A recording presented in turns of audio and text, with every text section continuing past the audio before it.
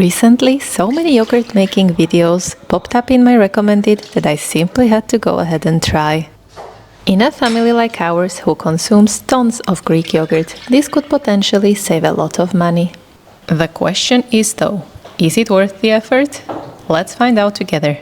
We usually buy about 2 Greek yogurts a week, one of them costing anywhere between $6 and $7.50. On the other hand, the milk I'm using here only costs €1.35, so depending on how much yogurt it yields, this could be a deal breaker. To be completely honest with you guys, at the beginning I believed that 1 liter of milk equals 1 kilogram of yogurt. I know better now, but more on that later on. If using fresh unpasteurized milk, you should boil it and let it cool. We are using pasteurized milk, so I just put it in the microwave and warmed it to about body temperature. Think of a lukewarm baby bath. I prepared a leftover of our favorite yogurt brand, maybe about 4 tablespoons. In one of the instruction videos I watched, they said you should use your favorite yogurt if you want it to taste similar. In retrospect, I think I should have gone for a yogurt with a higher fat percentage. First, I mixed a little bit of the lukewarm milk with the yogurt, and then I just combined everything together. I covered it with a large plate, and then I had to come up with a plan how to keep it warm. Most suggestions said to keep it in the oven with just the light on. The light in my oven, however, died months ago, and I never bothered to change it. So my plan was a thermal bag with bottles of hot water inside. A DIY incubator for my yogurt baby. I also saw suggestions to wrap the yogurt in a lot of blankets, but I thought our flat was too cold at the moment to try that. The plan was to keep changing the water in the bottles as soon as they started cooling down, to keep the yogurt nice and toasty. I wasn't quite sure just how hot the water should be. Foreshadowing, probably this was a problem.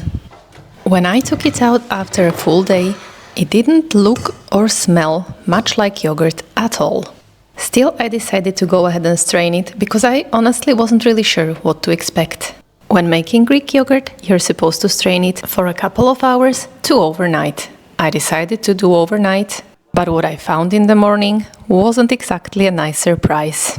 Barely any yogurt on top of the colander, a lot of liquid underneath, and what was supposed to be the yogurt tasted more like mascarpone, gone a bit sour.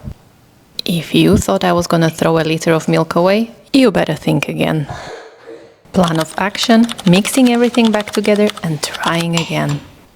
I had a gut feeling that the problem lay in the temperature, so I decided to make the water in the bottles as hot as possible and change every 2 hours to make sure they stay piping hot. And guess what?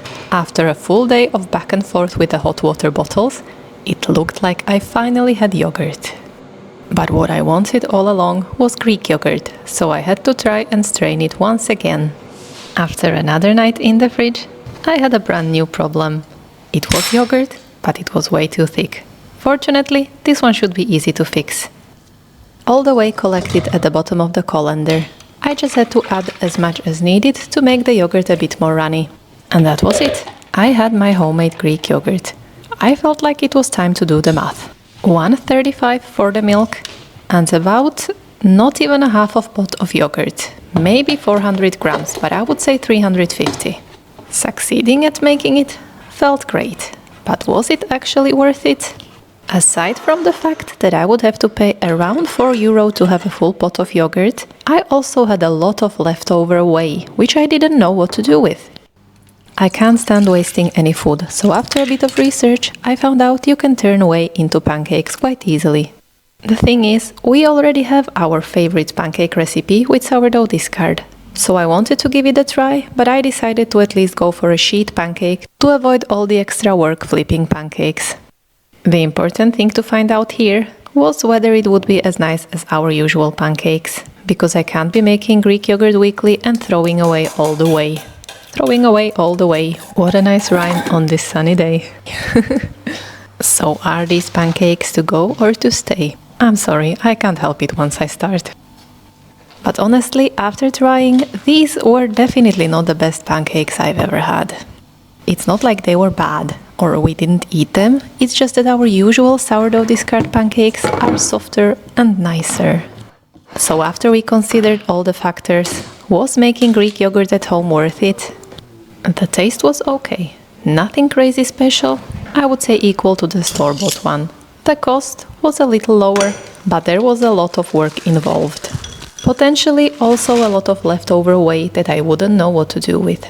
But most importantly, Greek yogurt is one of the few dairy products that I can have without upsetting my stomach. And I have to say, after having eaten this homemade Greek yogurt, my stomach was not exactly super happy. So all in all, considering the amount of time and effort, money saved, taste, my stomach's opinion, and the amount of byproduct I wouldn't know what to do with, this was quite possibly the first and the last Greek yogurt I tried to make at home. Thanks for watching and see you soon!